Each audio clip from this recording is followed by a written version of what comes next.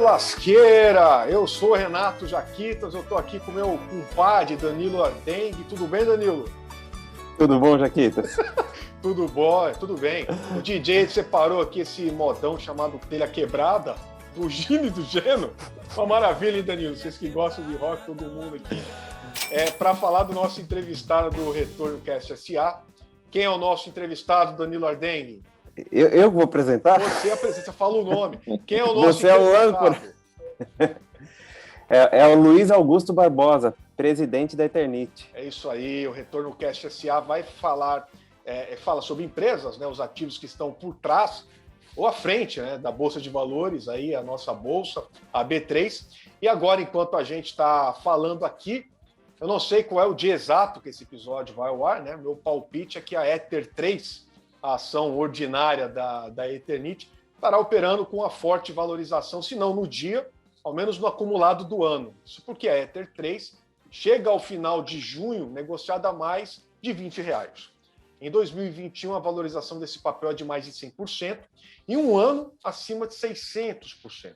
Isso é um tremendo sucesso para uma empresa que em março de 2018 entrou com processo de recuperação judicial. Na época, a empresa sofria aí as consequências das restrições do amianto, né, substância associada aí a questões cancerígenas, e que era insumo base das telhas confeccionadas pela Eternit. A proibição do uso do amianto no Brasil e as ações civis públicas, né, propostas em função dos problemas de saúde, questões ambientais, levaram a empresa a uma mudança de rota. Na época, a Eternit também enfrentava os reflexos da crise da construção, e a mesma Ether 3, aí, que hoje vale aí na casa dos R$20, 24, 22, chegou a ser negociado a menos de R$3 em 2018. O homem que liderou esse processo é Luiz Augusto Barbosa, o presidente da Eternit, que está à frente da empresa desde 2017. Tudo bem, Luiz? Bem-vindo ao Retorno Cast SA. Boa tarde, Renato. Boa tarde, Danilo. Tudo bem? Sim, obrigado pela oportunidade do bate-papo. Bacana. Bom, hoje a Eternit está dentro do processo de recuperação judicial, né? Mas tem resultados bem robustos, né, que ficaram demonstrados no balanço do primeiro trimestre de 2021. A gente está quase divulgando aqui os balanços do segundo trimestre. Mas em janeiro, fevereiro e março, a receita líquida da Eternit disparou 138%, frente ao mesmo período do ano anterior, alcançando 270 milhões. Na comparação com os últimos 3 meses do ano passado, o aumento foi de 18%, resultando aí num lucro ajustado de 58 milhões.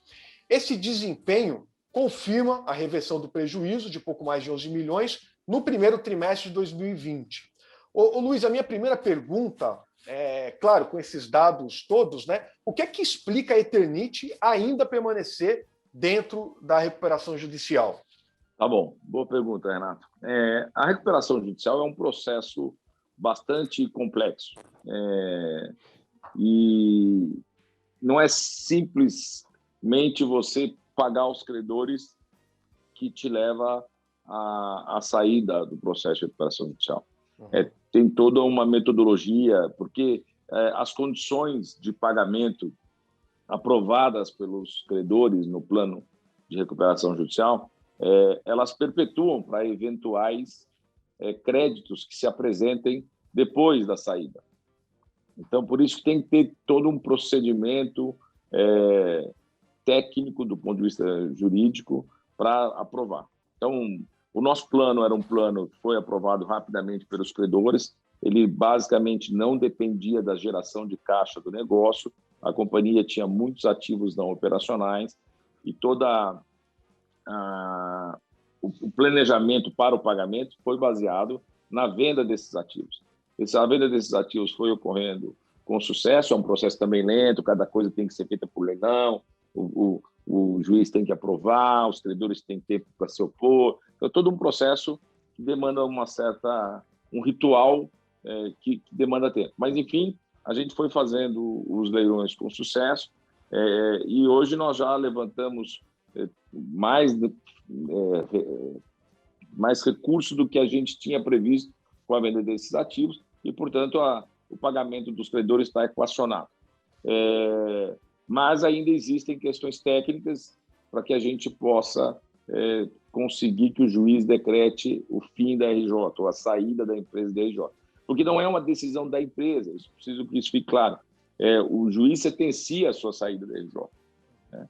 Então, hoje, do ponto de vista financeiro, está equacionado, a venda dos ativos foi suficiente para honrar todos os compromissos. Mas ainda existem questões técnicas a serem sanadas. Eu conversei com bastante Mas a gente tem uma expectativa que isso aconteça num futuro breve. É claro que sempre, com o judiciário, é muito difícil a gente dar uma data para as coisas, né? Porque eu aprendi bastante com esse processo, existe sim uma preocupação genuína do judiciário com a proteção dos credores. Então, cada passo é bastante estudado antes de ser deliberado pelo juiz. Então, mas eu entendo assim, hoje não haveria grandes obstáculos para que o juiz sentenciasse a nossa saída, uma vez que a questão financeira está totalmente equacionada. Do ponto de vista de mercado, a gente vê que todo mundo fala isso, né? Eu falei com alguns analistas, gente de casas, enfim, que acompanham, né, a Eternit, e todo mundo fala que, do ponto de vista de mercado, já está mais do que precificado a saída de vocês usando um jargão bem de mercado mesmo, né? Já está adiantada, né, a saída de vocês desse processo de recuperação judicial. No entanto, tem muita gente já esperado que isso acontecesse, né? Porque quando vocês entraram também lá atrás, vocês falaram que era uma coisa de 2 anos, né? Você acha que está demorando demais? Você também tem essa expectativa de sair logo, para dar um retorno logo para o mercado? Como é que é isso? Eu acho assim, 2 anos é um prazo razoável a partir da aprovação do plano. Né? Então, esse é um prazo que a gente estima. E acho que vai ficar muito perto disso, porque nós aprovamos o plano, nós entramos com o pedido em janeiro ou fevereiro, março, não me lembro. Eu tenho março de 2018. Março de 2018, mas o plano foi aprovado meses depois. Então, não acho que a gente vá extrapolar muito esse prazo, não. Eu estou bem otimista que agora faltam pequenos detalhes para que a gente tenha o fim da RJ decretado, mas é difícil imaginar, porque não depende só da gente, depende do juiz. Depende do juiz. Bom, além das questões financeiras, né, a gente vai falar para frente aí de questões de caixa, aquisições, né? A Eternit hoje é uma empresa compradora, comprou recentemente uma concorrente. Como é que estão os passivos judiciais da empresa aí? Os processos judiciais estão abertos quanto à empresa? Qual o tamanho desse passivo por conta da história da Sama, lá, do amianto?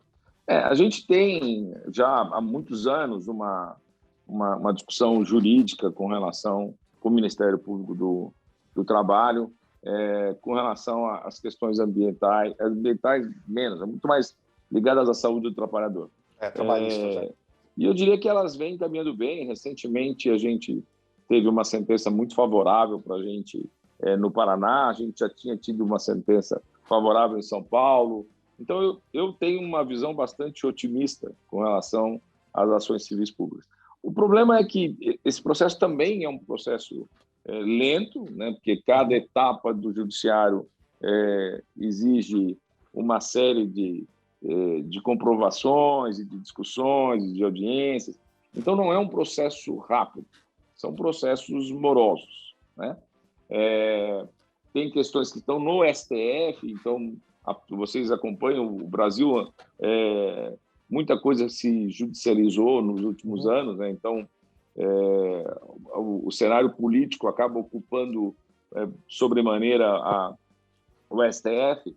Então as pautas que ficam no STF têm sempre um prazo relativamente dilatado para que sejam resolvidas. Então a gente ainda tem ações de inconstitucionalidade que estão rodando no STF. Mas até agora, acho que o mais relevante é que, quando a gente vai para a segunda instância, os valores das ações civis públicas têm sido zerados. Então, existiam demandas importantes de dano moral coletivo e a gente tem conseguido que esses valores sejam zerados. E que, no do Paraná, por exemplo, a única coisa que nós fomos sentenciados é de parar de usar o amianto, coisa que nós já paramos no no Paraná desde 2017. Então, na realidade, não teve nenhum grande ônus com a sentença de segunda instância. Eu também estou bastante otimista que a gente, aos poucos, vai equacionando e saindo dessa questão jurídica, porque nós paramos de usar como matéria-prima o amianto desde...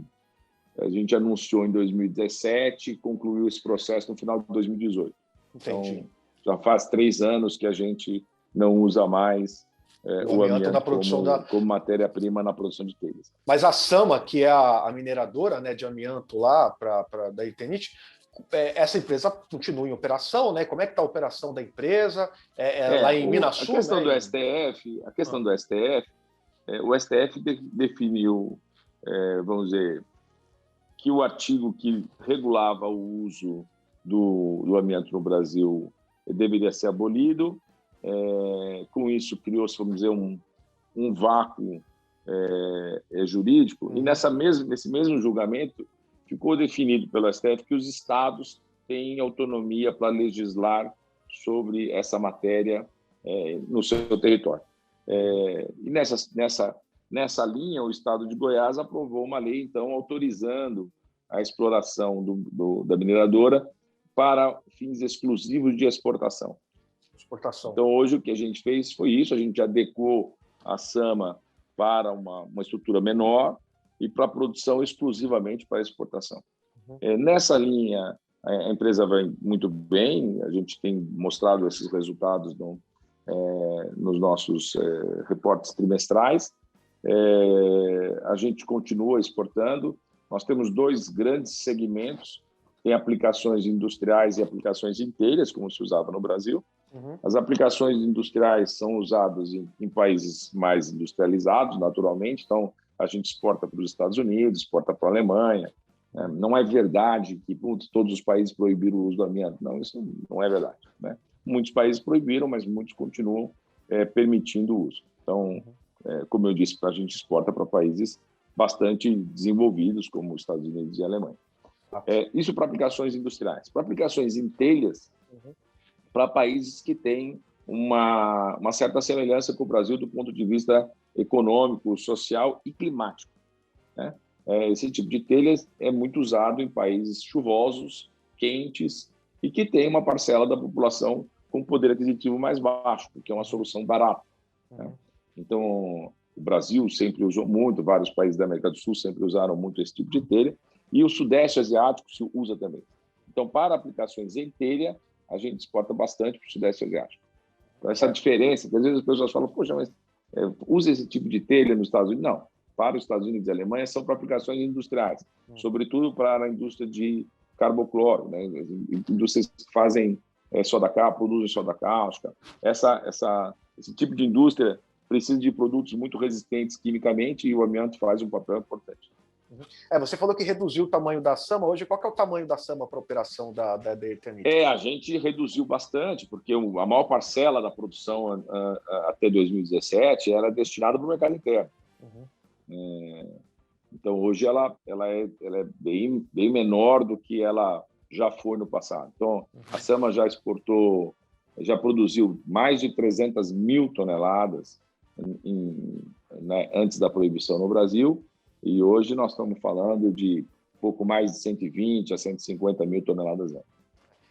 Nem Danilo, lá para o pessoal que está acompanhando a gente, né, a história da Sama é uma história que, isso aí deu pano para manga lá em 2017. Eu acho que o STF ele já existia ali algumas decisões nesse sentido, mas ele acabou proibindo, né, uso, fabricação e exploração numa decisão lá de amianto, né? E aí tem uma cidade em Goiás, que é onde fica a Sama, né, onde é a mina da Sama, que é uma mina gigantesca, né, Luiz, lá chama Minas Sul, e o nome, se eu não me engano, é um nome o nome indígena, que é Mina Grande, né? Alguma coisa assim, né? É isso, né? Isso mesmo. É isso aí. E 30% ou 40% da renda da cidade girava em torno da mina, né? Que a cidade veio depois da mina, né? A cidade nasceu por conta da abertura da mina. Mas, enfim, tem toda uma discussão, um imbróglio gigantesco em torno da exploração, do uso, né, enfim, das questões ambientais e de saúde, né, em torno do amianto. E foi no bojo disso aí que a Eternit acabou enfrentando seu maior desafio, né, Danilo, nesse período aí. Eu até gostaria de estender um pouco mais nesse assunto, que é algo que perguntam muito, né, sobre a Eternit, já relaciona direto ao amianto, né? E quando, enfim, na gestão do Fernando Henrique, a gente tinha uma frase que era muito falada pelo Pedro Malan, que no Brasil até o passado é incerto, né? Então, hoje pode-se trabalhar com amianto ali em Goiás. Agora pode ser que no futuro saia uma decisão que não pode mais e que tem que pagar indenização para o passado de coisas que foram feitas e que estava autorizado, certo? Uhum. Como que a Eternit tem feito para mitigar esses riscos da questão do amianto e também assim a questão de proteção da saúde dos trabalhadores que trabalham com esse material, né? Ótima pergunta, Danilo. A história do amianto, para tentar fazer curta uma história longa, né? Mas, enfim, tem que explicar um pouco. Não dá para falar sobre esse ponto sem esclarecer algumas coisas. O amianto é um material que foi... É um material natural, né? Não é um material sintético produzido, é um minério que existe na natureza. Então, dizer que o STF baniu o amianto, não tem como banir o amianto. O amianto é um produto natural que Deus colocou em vários lugares. Então, o que o STF poderia fazer é proibir o uso de algumas coisas. Nem isso é função do STF. Quem faz isso é quem legisla, deveria ser um papel do legislativo, né? O legislativo é que regulamenta o que pode ou não pode ser feito dentro do país, e o STF tem o papel de julgar se essa legislação criada pela Câmara ou pelo Senado, se ela é constitucional ou não. Bom, mas o amianto, as aplicações industriais do amianto começaram a ser difundidas no início do século passado, sobretudo por uma indústria austríaca que criou a metodologia de produção das telhas e licenciou essa tecnologia e essa marca em diferentes países. Então, a Eternit, que é essa marca, por exemplo, no Brasil, é uma empresa, nunca foi uma empresa multinacional, é uma empresa local, de capital aberto, sem controlador. Muita gente acha que faz parte de um grupo internacional. Não faz. Existe a Eternit na Colômbia, também é um grupo colombiano autônomo, também existe na Áustria, existe na Itália. Então, essas empresas foram sendo licenciadas por essa tecnologia e começaram a produzir. Naquele período, desconhecia-se o risco da doença, que é a asbestose, que vem da deposição do amianto no pulmão quando a pessoa inala essas partículas em suspensão. E isso vem com esse acúmulo, então a pessoa tem que estar exposta durante algum tempo. Às vezes as pessoas falam assim, um único contato pode criar problema. Isso não é verdade, né? Você precisa de uma exposição longa que vai fazendo esse depósito. Como isso demorou a acontecer, só então as indústrias entenderam que havia risco. Mas a partir do momento que este risco foi identificado, as indústrias se prepararam para trabalhar com isso e colocaram proteções, filtros, enclausuraram equipamentos, e hoje os empregados trabalham sem exposição ao amianto. Não existe mais essa exposição. Por isso não há casos recentes de doentes, né? É como dizer assim, olha, soda cáustica é proibido no Brasil? Não é proibido, mas se alguém ingerir soda cáustica, vai ter sérios problemas, pode até vir a óbito. Então, o amianto é a mesma coisa. Então, precisa proibir o amianto? No meu entendimento, não. Nós não vamos mais entrar nessa discussão porque eu não quero comprar essa briga, mas, assim, desde que a pessoa não inale, né, não tem problema nenhum. Você pode tocar, você pode até ingerir, não tem problema. As pessoas falam, mas as caixas d'água, durante anos, as pessoas tomaram água em caixa d'água de amianto, e isso não faz mal, né? Então, o problema estava com os operadores que podiam manipular isso no processo de industrialização. E desde que a indústria entendeu que isso era um problema, isso foi encapsulado, vamos dizer assim. Se você for na mina hoje, a mina toda trabalha sem partículas de amianto em suspensão e não há risco nenhum para os trabalhadores. De qualquer forma, a gente segue a legislação, a gente não vai discutir. Então, a legislação proíbe o uso dentro do Brasil, ok. Desde 2017, nós decidimos que pararíamos de usar. Durante o ano de 2018, fizemos todas as adaptações das fábricas para que essa mudança fosse possível, e nós hoje não usamos mais desde então. Na Sama, hoje, a Sama é uma indústria, é uma empresa que a gente controla, mas é totalmente independente da Eternit, e ela é rentável, e a Eternit também é rentável, independente da Sama. Então, se a Sama parasse por qualquer razão, por uma determinação jurídica, isso não comprometeria mais a saúde financeira do grupo. Então, isso foi uma preocupação no passado. Durante muito tempo, a maior parte do resultado da companhia do grupo vinha da Sama, mas isso não é mais verdade hoje. Então, mas, ô Luiz, se a Sama parasse, como você falou, de operar hoje, qual seria o tamanho da cacetada disso no balanço do grupo do Eternit? Qual que é o tamanho, de fato, o percentual? No enfim? balanço, isso seria muito pequeno, porque muito disso já foi feito quando a gente parou em 2019. Desculpa, em 2017. 2017. Quando a gente parou a ação pela determinação da...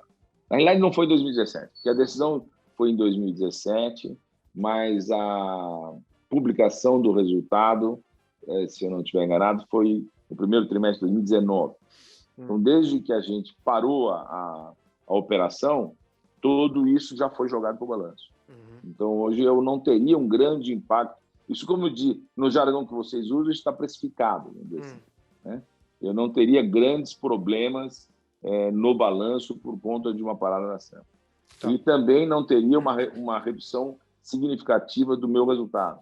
Porque hoje a maior parte do resultado da companhia vem do seu core business, que é telhas.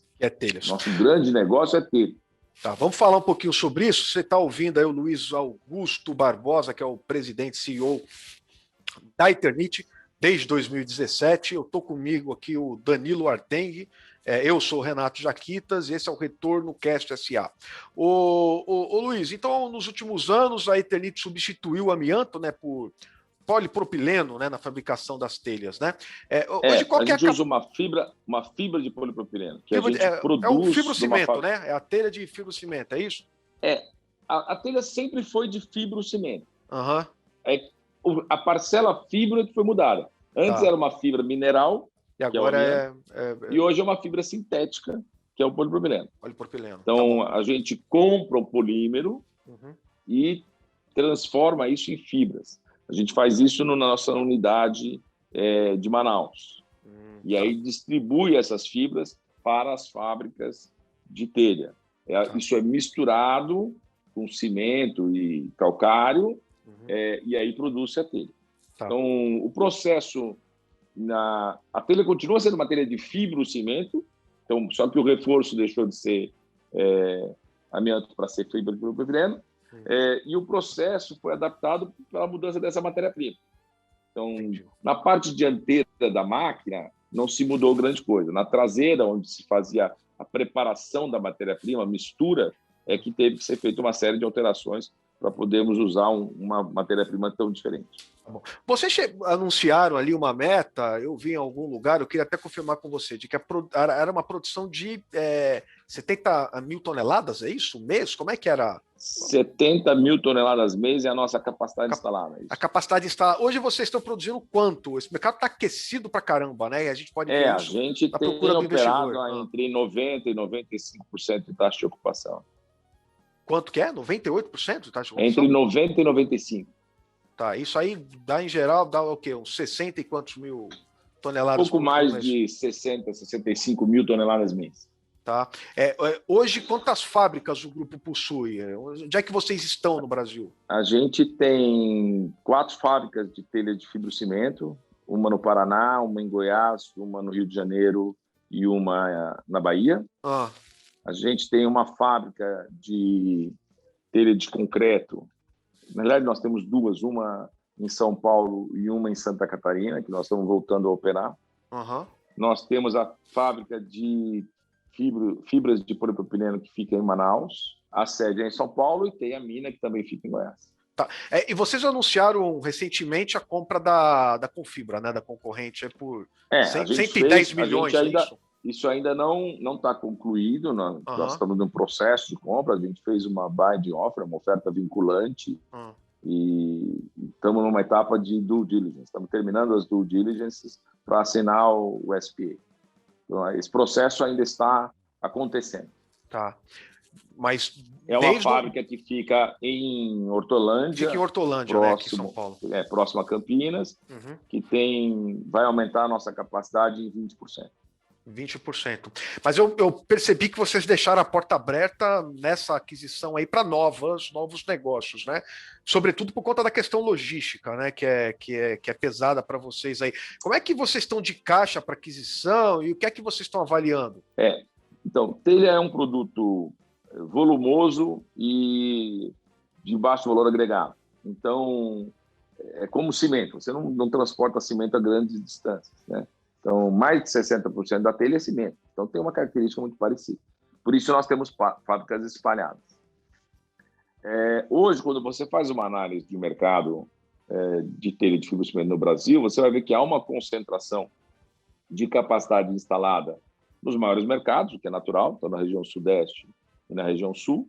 Então, os maiores fabricantes estão nessas duas regiões. E existe um mercado crescente e menos capacidade disponível nos mercados norte e nordeste, nas regiões norte e nordeste. Então, a nossa estratégia de crescimento visa não colocar uma pressão sobre a relação oferta e demanda nas regiões sul e sudeste. Por isso que nessas regiões faz mais sentido para nós um trabalho de consolidação, onde a gente adquire concorrentes com capacidade instalada e com uma parcela do mercado. E nas regiões norte e nordeste faz sentido greenfield, né? Fábricas novas. Então, essa será a maneira que nós vamos buscar crescer, né? Nós fizemos recentemente 2 projetos de desengargalamento que estão em implantação na fábrica de Goiânia e na fábrica do Rio de Janeiro. Isso vai nos trazer um aumento de capacidade nessas 2 fábricas. Fizemos uma oferta pela aquisição da Confibra em São Paulo. A gente não descarta outras aquisições ou na região sudeste ou na região sul. E a gente também estuda uma implantação de fábrica nova nas regiões norte e nordeste. Mas isso ainda precisa ser concluído, esse projeto, e aprovado em conselho. Lembrando sempre, a empresa é uma empresa de capital aberto, sem controle, sem acordo de acionistas. Então, todo o investimento nessa linha tem que ser aprovado pelo Conselho de Administração. Então, a oferta pela Confibra passou por esse processo, foi aprovado pelo Conselho. Qualquer outra etapa na mesma direção, qualquer outro movimento na mesma direção, também precisa. Mas, enfim, o plano é esse. Crescer nestas 2 regiões, sul e sudeste, por aquisição, e norte e nordeste, construindo fábricas novas. Isso é bacana. Essa história de novas fábricas, eu acho que eu não tinha visto vocês falarem disso, né? O que me chamou muita atenção quando eu li o balanço de vocês, do último balanço, é a posição de caixa que vocês têm, né? Que vocês estão com um endividamento aí bruto de 68 milhões e um caixa disponível de 216 milhões, né? Daí um caixa líquido de 148 milhões. Se a gente for falar que vocês vão desembolsar 110 milhões para aquisição da Confibra, vocês estão estudando emissão de dívida? Como é que vai ser o processo para vocês se financiarem nesse processo?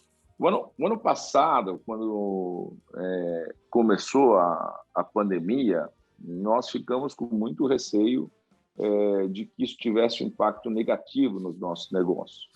E a gente tinha acabado de sair do processo de transição para a fibra de polipropileno, que foi um processo difícil e longo e custoso, e nós precisávamos, agora que o processo tinha sido estabilizado, nós precisávamos retomar investimentos nas fábricas.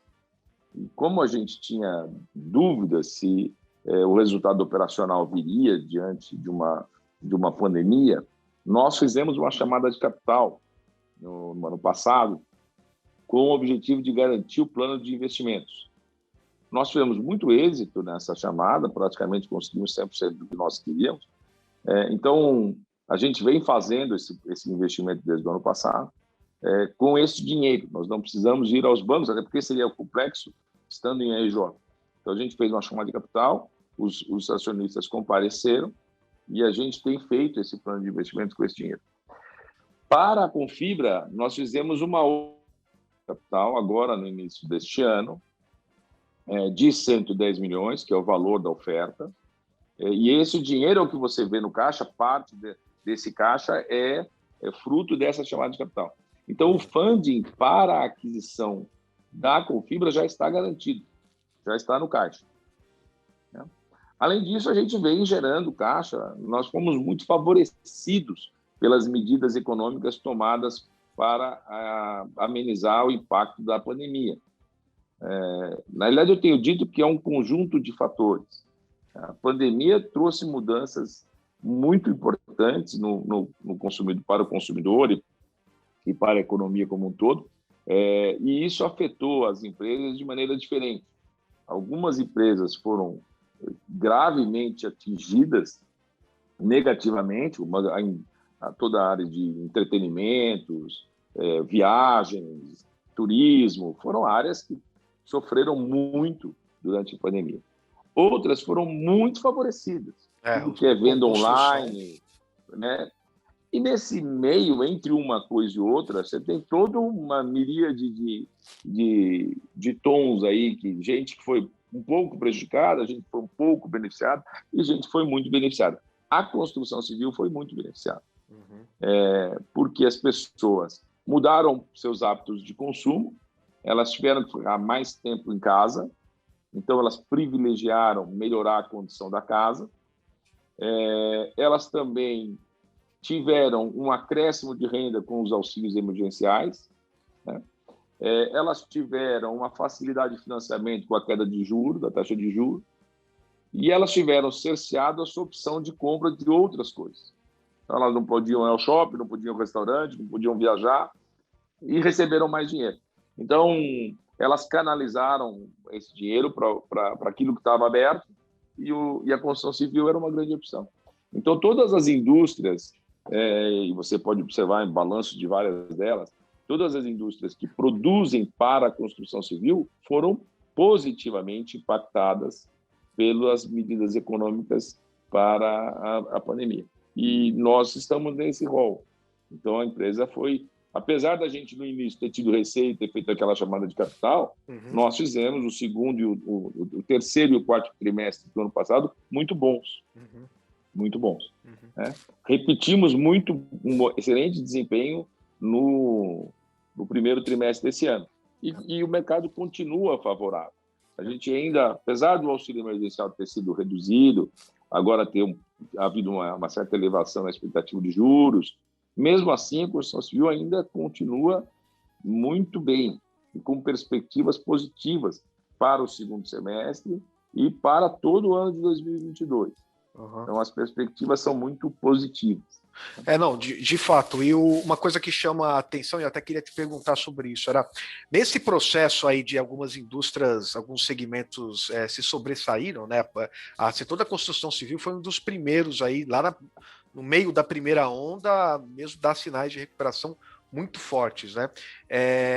Alguns segmentos precisaram represar um pouco, segurar um pouco os preços, até por conta da dificuldade ali mesmo da economia em si, né?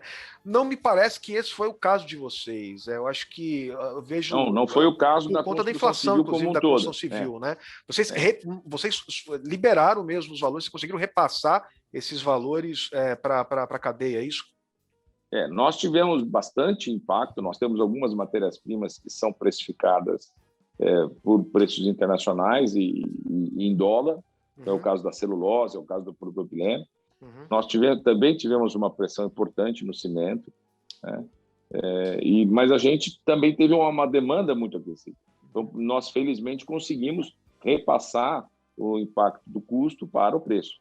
Nós não tivemos dificuldade para repassar o preço, a inflação dos nossos custos para o preço. Não é o que aconteceu em todos os segmentos. Não. Né? Teve gente que teve seus custos impactados pelo câmbio, impactados por preços internacionais, e não tinham, na outra ponta, uma demanda aquecida para repassar. Por isso que eu digo, cada indústria, cada segmento do mercado foi impactado de uma maneira muito diferente na pandemia. Nós tivemos, sim, uma inflação de custo importante, como eu disse, por conta do câmbio, das matérias-primas, mas a gente teve a oportunidade de passar isso para o preço. Mas o problema disso aí, Luiz, é que tudo tem um teto, né? Tudo chega, todo carnaval tem seu fim, né? Quando é que chega o fim dessa demanda? Até quando o consumidor consegue suportar isso daí? Vai ter um momento de inflexão.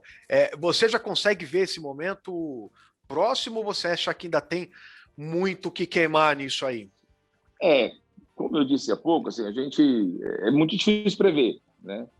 Como eu comentei, março do ano passado, nós achamos que teríamos um segundo semestre catastrófico, o que nos levou a fazer uma chamada de capital para garantir o plano de investimento. E depois o segundo semestre se mostrou muito positivo. Mas a minha visão hoje é positiva. A percepção que eu tenho para o segundo semestre e para o ano de 2022 é muito positiva.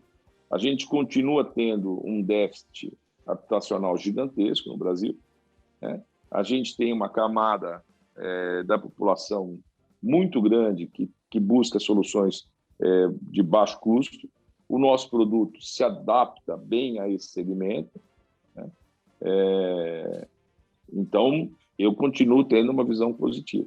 Claro que a gente no Brasil sempre pode ser surpreendido, mas eu não vejo hoje sinais significativos de arrefecimento da demanda. Pelo contrário, eu acho que o processo de vacinação está avançando e isso deve impactar favoravelmente a economia no segundo semestre, com a liberação de outros serviços, a volta, vamos dizer, a uma normalidade econômica. Então, a gente tem visto boa parte das instituições financeiras revendo a taxa de crescimento, a expectativa de crescimento de PIB para cima. Então, não é uma visão única do setor de construção civil. Algumas commodities brasileiras estão indo bem, o agronegócio está indo muito bem. Então, eu tenho uma visão bastante positiva para a economia no segundo semestre desse ano. Eu vou deixar brilhar aqui o nosso especialista em Eternit, Danilo Ardengue. Por favor, Danilo. Especialista é o Luiz, né? Não, sem dúvida. Não, ninguém conhece mais que ele, né? Isso aí. Não, eu não. Eu tenho só 4 anos desse mercado, né? Então, tem gente que sabe muito mais do que eu sobre a própria Eternit ou sobre o mercado de telhas, né? Inclusive, alguns sócios bem antigos aí, né? Alguns celebridades até, né? Mas uma coisa que a gente está olhando um pouco mais para frente, retomada, né? E a Eternit começou com alguns projetos aí na área de energia, painéis fotovoltaicos também. E eu queria entender, assim, o quanto que isso hoje representa no resultado total e quanto a Eternit imagina que isso represente ali no futuro próximo, em alguns anos, sabe? Tem também... Danilo, Tem também projetos além de telhas, né, Luiz? E além de telhas fotovoltaicas, né? Mas vamos lá. Quando a gente chegou lá em 2017, eu digo a gente porque nós mudamos praticamente a diretoria toda, né, com esse objetivo de fazer o turnaround da companhia. E a gente fez um planejamento estratégico e identificamos a clara necessidade de sair da briga do amianto, mudar o rumo da companhia e buscar um outro caminho. Nós abrimos algumas frentes de trabalho. Uma delas foi a grande mudança tecnológica, talvez a mais importante. Outra era uma reestruturação da companhia. A companhia estava acostumada a trabalhar com margens muito altas e isso não ia mais acontecer por conta da toda a mudança tecnológica. Então, a gente fez todo um enxugamento, uma reestruturação da companhia. E tinha uma questão bom, e o que é que nós vamos fazer nos próximos anos, né? Nós temos uma empresa de mais de 80 anos, que a gente espera que fique aqui por pelo menos mais 80. E fizemos alguns benchmarks, fazer pesquisa fora do Brasil, fomos visitar empresas que passaram por esse processo de mudança em outros países, fomos ver o que os nossos clientes na Europa e na Ásia estão fazendo antes de tomar uma decisão, e vimos que as empresas que fizeram a mudança permaneceram com o processo de fibrocimento, mas buscaram alternativas para agregar valor a seus produtos. Muitas delas não fazem só telha, fazem outros produtos com essa tecnologia, com os mesmos ativos. Daí nós começamos a fazer sistemas construtivos e investir nessa linha, né? Não só telha, mas placas, revestimentos, elementos estruturais, uma série de componentes que podem ser feitos com painéis, que são sanduíches de placas cimentícias com madeira no meio, que faz como se fosse o que o mercado conhece como drywall de gesso, só que em vez de usar gesso externamente, usa sistemas, placas de fibrocimento, então, o que dá uma resistência muito maior na exposição à umidade, à água, e dá muito mais resistência mecânica também. Então, sistemas construtivos foi uma área que a gente vem investindo e vem crescendo e que a gente espera que tenha um impacto bastante grande para os resultados da companhia nos próximos anos. E surgiu a ideia de como agregar valor para a telha. A ideia da telha fotovoltaica surgiu num brainstorm aqui interno. Nós começamos a pesquisar esse assunto. Ainda era um momento que a gente estava financeiramente difícil, então, com pouco recurso, foi feito muita coisa com recurso interno, em acordo com as universidades. Nós temos um acordo com a Universidade de São Paulo, nós temos um acordo com a Universidade Federal de Santa Catarina. Então, nós fomos trabalhando com esse conhecimento que é disponível e que não exigem grandes investimentos, porque a gente não tinha esse recurso disponível naquele momento. E a telha fotovoltaica é um projeto muito interessante. Nós acabamos avançando bastante ao longo dos últimos 2 anos. É um projeto inovador, a gente não viu nada parecido no mundo. Então, às vezes as pessoas falam, mas não é um produto concorrente da Tesla. Não, a Tesla fez um painel fotovoltaico com o formato de uma telha. Mas é um painel fotovoltaico, é um sanduíche de vidro com a célula fotovoltaica dentro. A gente não fez isso. A nossa telha não tem vidro, não tem frame de alumínio. Nós pegamos a célula e colamos na nossa telha. Parece óbvio, mas ninguém nunca fez. E por que ninguém nunca fez? Ninguém nunca fez porque tem um aspecto técnico difícil de superar, que é a temperatura. As células fotovoltaicas, elas precisam de luz para produzir, mas elas perdem rendimento quando elas aquecem.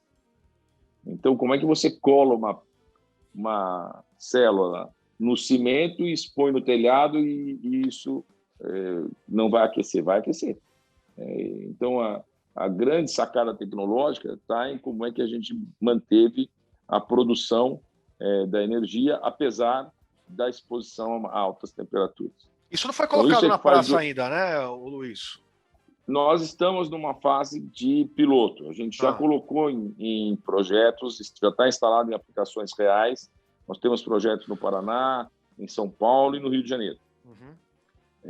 Nossa expectativa é iniciar a comercialização no segundo semestre. Está sendo produzido aonde? Produzido na fábrica de Atibaia, onde eu faço a tégula, que são as telhas de concreto. Tá. Então, eu tenho 2 projetos. Eu tenho a telha fotovoltaica de concreto, que está mais avançada, já está instalada para teste em aplicações reais. E eu tenho a telha de fibrocimento, com o mesmo conceito, que está um passo atrás, já está sendo testada no Inmetro, para depois podermos fazer os testes piloto. A ideia é lançar quando, então? Começar a comercialização no segundo semestre, até o final do segundo semestre. Esse ano ainda, vamos dizer assim. Esse ano ainda. E para que tipo de público? Já tem faixa de preço? Já está tudo definido ou não? A nossa expectativa é que o produto vai ficar por volta de 20% mais barato do que a solução existente no mercado hoje. Tá. Né? Eu tenho alguns segmentos. A telha de concreto, ela pode ser aplicada em casas de alto padrão, mas também pode ser aplicado em grandes conjuntos habitacionais, como o antigo programa Minha Casa Minha Vida. Né? A telha de fibrocimento, ela é um pouco mais abrangente, porque eu já posso colocar em em agronegócio, então, confinamento de boi, produção, granjas, posso colocar em pequenos galpões industriais e também posso usar para população de baixa renda. Então, acho que a telha de fibrocimento vai permitir que uma parcela maior da população tenha acesso à energia fotovoltaica. Hoje o ticket de entrada é caro para uma boa parcela da população. Né? A telha, se a gente espera, né, ressaltando que ainda é um produto em fase final de desenvolvimento, né? Mas a gente está muito confiante e ele, tendo todas as aprovações e todo o sucesso que a gente imagina, ele vai dar acesso a uma parcela da população que antes não podia colocar células fotovoltaicas. Tá bom. Ô Luiz, eu queria saber um pouquinho sobre internacionalização da Eternit. Antes de entrar em outras questões, a gente já está indo para o final da nossa conversa aqui com você. Vocês hoje estão operando em outros mercados? Tem essa questão da logística que a gente já falou, que é um impeditivo, né? Como é que está isso daí, hein? Hoje a gente só atua no Brasil. Né? E a gente ainda tem espaços no Brasil onde a gente poderia ter uma atuação mais presente. Então, sobretudo o Norte e Nordeste. Né? Mas a gente não descarta o processo de internacionalização, especialmente com a célula fotovoltaica. Né? As telhas fotovoltaicas, elas agregam um valor ao produto que diminui o impacto do frete e que, portanto, permitiriam um acesso a regiões mais distantes. Até porque eu não sou obrigado a transportar a telha toda. Eu posso transportar só o módulo e aplicá-lo numa telha com um parceiro ou comprando a telha de um fabricante local. Então, a gente não descarta a possibilidade da internacionalização graças a esse projeto. Tá bom. Bom, a gente está falando aqui com o Luiz Augusto Barbosa, né? Descobrimos agora que é o homem que superou o Elon Musk da Tesla também com as telhas fotovoltaicas. A gente quer saber o seguinte... Não, a gente só fez um produto diferente do produto dele. Beleza. Ô Luiz, o que eu queria entender com vocês, contigo também, eu nunca escuto, já que a gente falou agora do Elon Musk, me veio isso em mente aqui. Eu não escuto do discurso ainda da Eternit nada em relação à indústria 4.0, renovação digital. Como é que está esse projeto, esse processo que me parece ser inevitável para a atividade industrial, fabril? Vocês ainda não se debruçaram sobre um projeto estruturado de renovação digital? A gente passou por um período de vacas magras, vamos dizer assim, né? Nós passamos um período importante onde a gente estava fazendo a reestruturação da companhia com muito pouco dinheiro para investimento, né?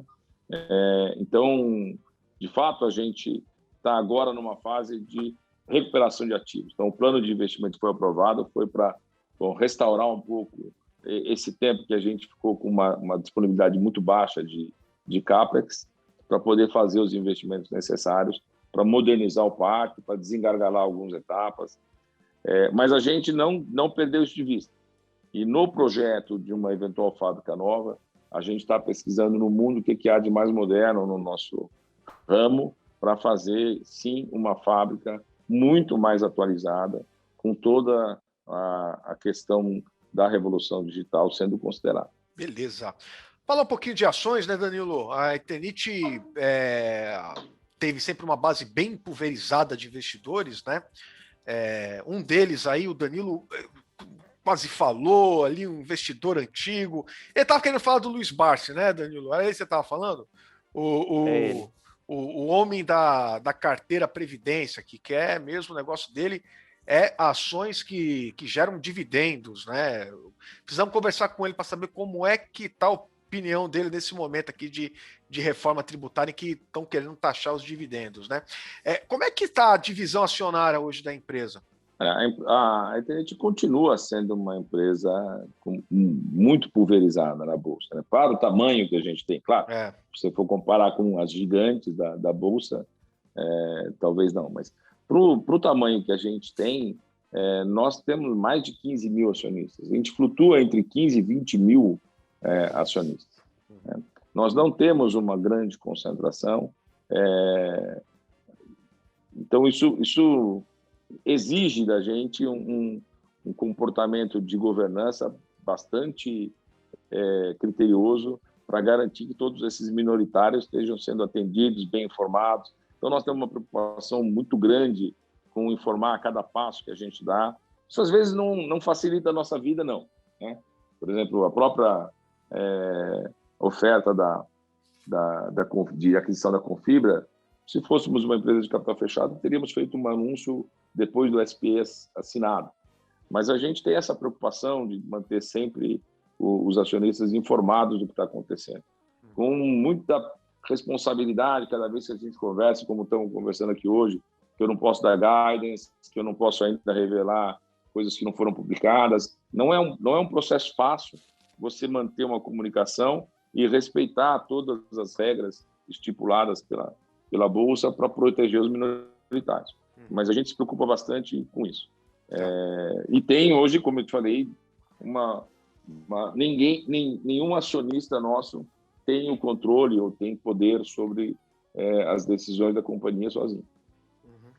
Hoje a participação dos acionistas pessoa física chega próximo do que? Ultrapassa 40%, né? Na estrutura de pessoa vocês, física? Hein? Há muito mais, né? Nós somos predominantemente pessoa física. Predominantemente pessoa física. Tá. Hoje, quando a gente está conversando, só para a pessoa que está escutando a gente aqui, é dia 30 de junho, né? Mercado já está fechado, aqui já estamos falando aqui às 18 horas, e aí eu estou dando uma olhada aqui na Ether 3. A Ether 3 teve uma alta hoje de 11,04%, fechada, cotada a R$ 24,75.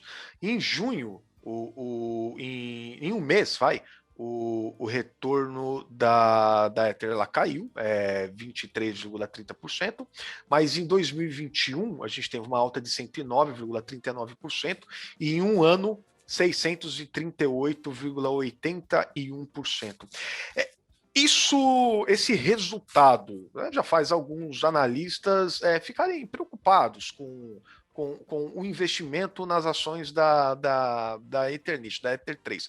A gente diz que o preço versus lucro aí já está muito alto e que, então, enfim, o valor dela já está chegando ali no topo. Como é que vocês trabalham isso? O que pode ser feito nesse sentido, Luiz, para trazer novos investidores para essa base de 15 mil que vocês têm hoje?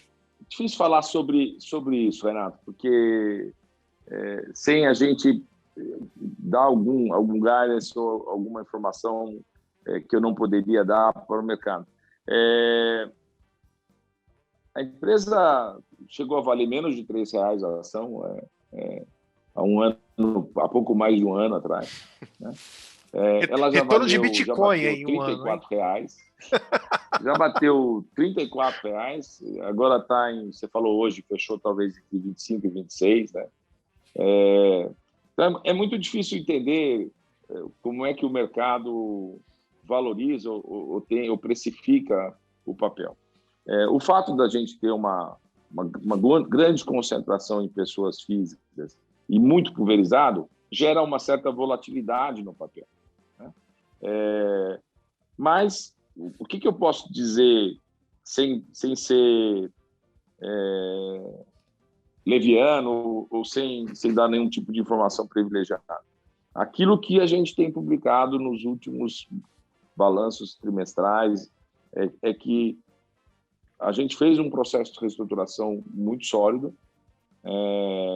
Nós saímos de todos os negócios que tinham uma rentabilidade questionável. Então, nós saímos de caixa d'água, nós saímos de metais sanitários, nós saímos de louça sanitária. A gente foi saindo desses negócios. Nós ficamos muito concentrados naquilo que é o nosso core business. Nós temos uma posição de liderança nesse mercado e a gente está investindo para crescer nesse negócio. Então, assim, os fundamentos da companhia estão muito sólidos e isso aparece nos sucessivos trimestres de bons resultados que a gente vem apresentando. Então, assim, eu estou muito confiante com a companhia.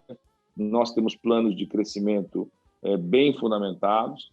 Nós temos boas opções de funding. Toda vez que a gente pedir, os acionistas comparecem. A gente tem reserva de caixa. Então, assim, eu não sei dizer, não poderia se soubesse, mas também não sei dizer quanto é que o mercado vai achar que vale o papel. O que eu posso dizer é que a companhia está indo muito bem e a gente está bastante confiante com o planejamento estratégico que foi feito e em como a gente vem executando esse planejamento. Muito bom. Ô Luiz, só para quem está acompanhando a gente, você está falando de onde nesse momento? A gente está ainda no meio da pandemia, eu estou dando uma olhada aqui, parece que você está no escritório da empresa, é isso? Pelo aquele Eu estou no escritório da empresa, ali atrás, é no escritório da empresa. Estou no escritório da empresa. Que fica aqui em São Paulo, é isso? Que fica aqui em Pinheiros, Fica em Pinheiros. Hoje o pessoal está trabalhando em home office, está part-time no home office, como é que está o esquema aí? A gente, desde a pandemia, a gente tomou algumas medidas, como todas as empresas tomaram, né? Então, todo mundo que é grupo de risco está em home office ainda, 100% do tempo, desde o início da pandemia. Quem não é grupo de risco, a gente fez um período de revezamento. Sim. Dependendo da disponibilidade, alguns departamentos têm mais flexibilidade, outros não. Produção é mais difícil, porque nós temos posições nas máquinas que têm que ser ocupadas. E fizemos todas as medidas, naturalmente, internas, de distanciamento. Todos os cuidados que são preconizados pelas autoridades sanitárias vêm sendo cumpridos, né? E, gradativamente, a gente vem também agora voltando. A vacinação é uma esperança muito boa. As pessoas têm conseguido ser vacinadas e agora algumas cidades do estado de São Paulo já estão vacinando pessoas com 35 anos e a nossa expectativa é que todos estejam vacinados muito rapidamente. A gente deu recentemente uma matéria lá no site maisretorno.com falando sobre a dificuldade que os grandes centros do mundo, centros financeiros, estão enfrentando na retomada ali presencial dos trabalhadores, que está o que era esperado. Eu, sinceramente, não acreditava, realmente as previsões se confirmaram, né? Porque o trabalho remoto, o home office, deu certo, resolveu bem o problema das empresas, né? E agora muitos funcionários estão relutantes em voltar à jornada tradicional, né? Você acha que aí na Eternit vai acontecer esse retorno tradicional ou também não vai ser mais como era antes? Eu acho assim, o mundo aprendeu muitas coisas, né? A sociedade como um todo aprendeu muitas coisas. Exatamente como era antes, talvez não. Então a gente aprendeu que muitas viagens podem ser poupadas, muitas coisas podem ser feitas remotamente. Mas na indústria, que é o nosso caso, nós somos uma empresa industrial, né? Não tem o que fazer. Na indústria, eu acho que a maior parte das pessoas continuará trabalhando de forma presencial. Até porque a nossa atividade principal é nas fábricas, né? Nos escritórios, talvez você tenha um pouco de flexibilidade, mas a menor parcela da minha população está no escritório. A grande parcela nossa está nas fábricas. É diferente das empresas que trabalham com serviço ou que trabalham com produtos virtuais ou trabalham com venda online. Aí sim, acho que tem mais flexibilidade. Quem trabalha na indústria mesmo, concreto, produzindo, tem menos chance de ter um impacto relevante com a vida online, né? Perfeito. Como eu disse, nós fizemos algumas medidas nos escritórios, nas partes administrativas, mas as fábricas não deixaram de trabalhar. Perfeito. Então, as fábricas tiveram que tomar medidas de segurança, mas mantendo as máquinas operando. Maravilha. Bom, Luiz Augusto Barbosa, presidente da Eternit, muito obrigado pela tua participação aqui no Retorno Cast SA. Um abraço. Não, obrigado a vocês pela oportunidade. É sempre bom a gente ter, quanto mais a gente tem a chance de explicar, como a gente comentou, nós que temos um universo de acionistas muito pulverizado, toda a chance que a gente tem de explicar qual é a situação da empresa, quais são os planos da empresa, quais são os movimentos que a gente está fazendo, é sempre muito bom para esclarecer o mercado. Maravilha. Danilão, abraço, hein? Valeu, Jaquitas. Obrigado, Luiz. Obrigado a vocês. Um abraço. Até a próxima, pessoal. A gente retoma aqui, estamos em plena temporada aqui de divulgação de empresas no Retorno SA. Então acompanhe. Na próxima aí a gente terá também uma empresa bastante interessante, um executivo de ponta para falar com a gente. Um abraço, até mais. Tchau, tchau.